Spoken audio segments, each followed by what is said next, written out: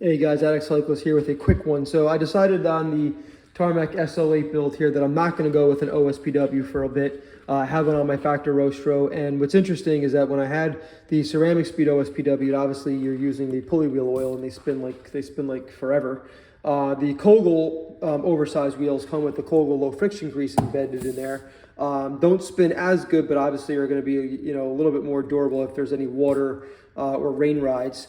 But what I found was that a lot of these ceramic wheels are being delivered or mailed or manufactured dry.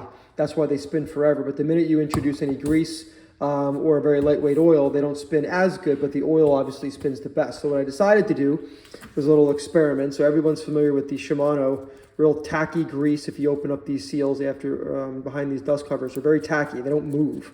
So I decided that basically the derailleur cage, right? It's not really loaded in terms of the bearings. They're just kind of free spinning. But again, these are very tacky. And I did notice a improvement in pedal feel.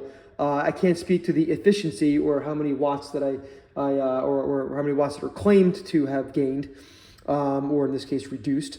But what I decided to do was I popped open the seals and I cleaned them out with some Simple Green and some isopropyl alcohol and hit it with the air compressor. One bike I actually rode the Kogel low friction grease instead of the tacky grease that Shimano used, and it actually got smoother. However, on this bike here, I ended up degreasing it and then going with the pulley wheel oil because again, I don't ride in the rain, and the seals on here are actually very, very good. And you can see that they'll definitely spin a lot better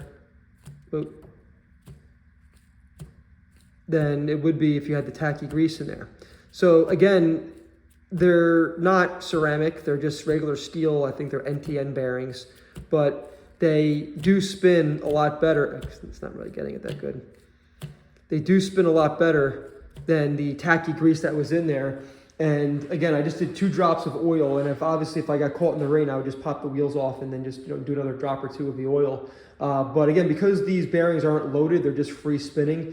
There really isn't a huge drag from using the stock pulleys, although the oversized does apparently reduce a little bit of friction in the chain as it wraps down this lower pulley here to keep the chain a little bit more stretched versus tight around this bend here. But all in all, I rode this morning for the first time, and then paired with the ceramic speed bottom bracket, this thing was like butter. I couldn't tell you the difference if I had an oversized pulley wheel on here or not with ceramic bearings, because again, these bearings were free spinning with the oil, and it felt really good. So again, just a cheap, quick hack if you're looking to make your existing drivetrain and want that classic look of the Shimano without tricking your bike out with the stock cage there. So again, you don't see any real pros riding oversized pulleys. They're usually riding Shimano cages.